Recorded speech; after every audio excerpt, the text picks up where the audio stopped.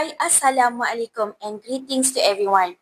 My name is Nur Hafizani binti Said and I work as a preschool teacher at Tabika Perpaduan. My student ID is X61124435052001 and I am from OUM Kuala Selangor Learning Center. This is my speech video presentation for the subject OUMH1303 English for Oral Communication. Today, I would like to deliver an informative speech with the purpose to describe an important life skill. The title of my speech is How to Deal with Mental Health Challenges. So, what are mental health challenges? According to the World Health Organizations, mental health challenges refer to conditions that impact a person's emotions, thinking, behavior, and ability to cope with daily activities. This can include common conditions like anxiety, depression, emotional stress, burnout, and other psychological or mood-related difficulties. Although more people are aware of mental health issues today, many still do not know how to respond or what step to take, especially when someone close to them is struggling. Even worse, there is still stigma and misunderstanding around this condition, which can make it harder for people to ask for or receive support. Let me begin by sharing a personal experience. A few years ago, someone very close to me, a teenager in my own family, began showing signs of emotional distress. At first, we thought it was just typical teenage mood swing. But over time, we noticed withdrawal, changes in appetite, long periods of silence, and bursts of anger or sadness that didn't seem to have a clear reasons. Our family was shocked. Like many others, we didn't fully understand what was going on. Mental health was something we rarely talk about. At first, there was confusion. Some of us even denied that anything was wrong. But slowly, we started to educate ourselves. We read articles, we spoke to professionals, and most importantly, we learned to listen. Eventually, with professional clinical support and strong moral support from the family, our loved one began to cope better. That experience taught us how important it is to understand mental health, not just for the person affected, but for everyone around them. In this speech, I will share 4 practical tips that can help us respond more effectively to mental health challenges. Number 1, understanding mental health challenges in Malaysia. In Malaysia, mental health is no longer a taboo topic, but the challenges are increasing. According to the National Health and Mobility Survey NHMS 2019, about 1 in 3 Malaysians aged 16 and above experience mental health problems. The most common issues are stress, anxiety, and depressions. Yet many people remain undiagnosed or untreated. Why? Because of stigma, fear of judgment, and lack of awareness. In many communities, people still think mental illness is a weakness or a personal flaw. This misunderstanding causes many to suffer silently without asking for help. Even in everyday life, we can see how people struggling emotionally are often told things like, just be strong, everyone goes through this, don't overthink. Mental health problems can affect productivity, decision making, relationship, and even lead to self-harm if left unaddressed.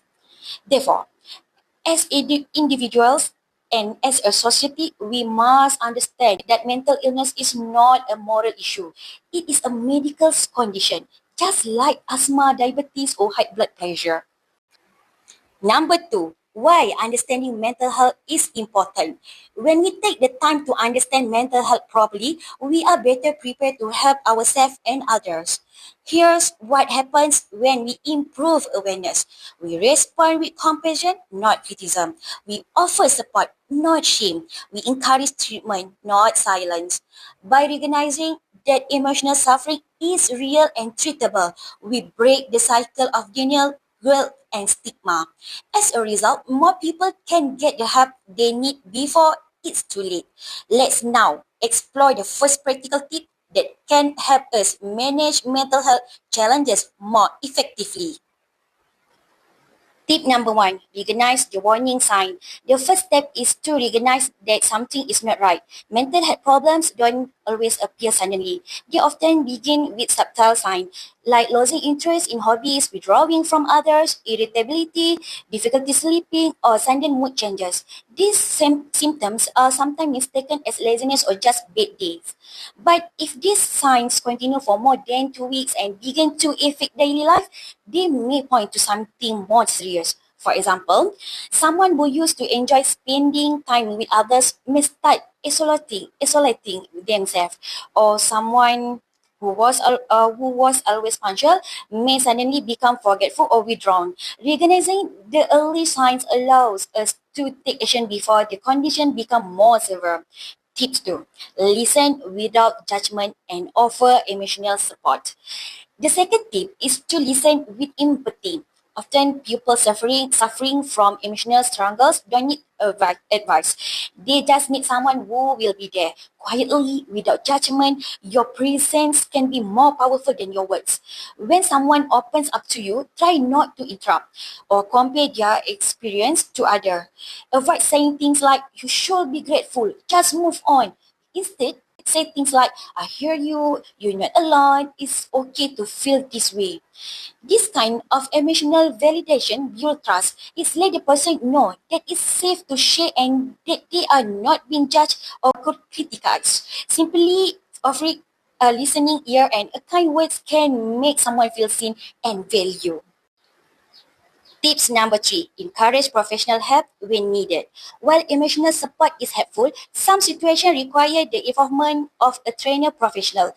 If symptoms become severe or continue for a long time, encourage the person to reach out to a general practitioner, licensed counselor or psychologist, psychiatrist at a government hospital or private clinics.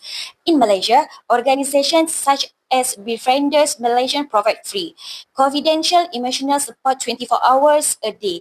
There are also mental health online counseling centers and community-based services that are available or free of charge. It's important to remove the fear of getting help. Mental health professionals are not only for people with serious problems. A small act of support can lead to a big step forward.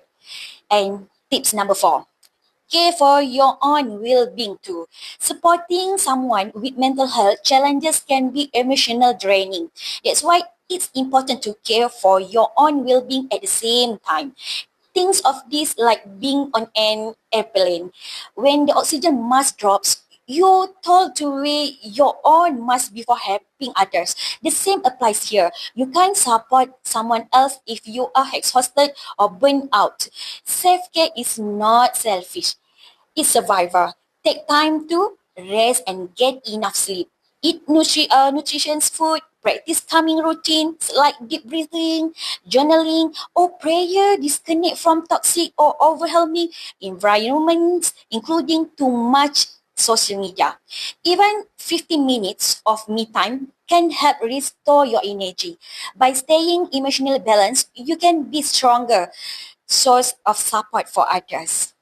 In a conclusion, mental health challenges are real, common, and manageable, but only if we recognize them and talk about them and respond with action. Let's recap the 4 practical tips to deal with mental health challenges. First, recognize the early sign of emotional distress. 2. Listen with empathy and offer genuine support. 3. Encourage professional help when needed. And number 4, take care of your own well-being as you support others. Mental health is not a private issue. It's a public concern. And we all have a role to play, whether it's in our families, our workplace, or our communities. Let us create safe space where people feel seen, heard, and spotted. Together with awareness, compassion, and the right tools, we can build a more mentally healthy and resilient society.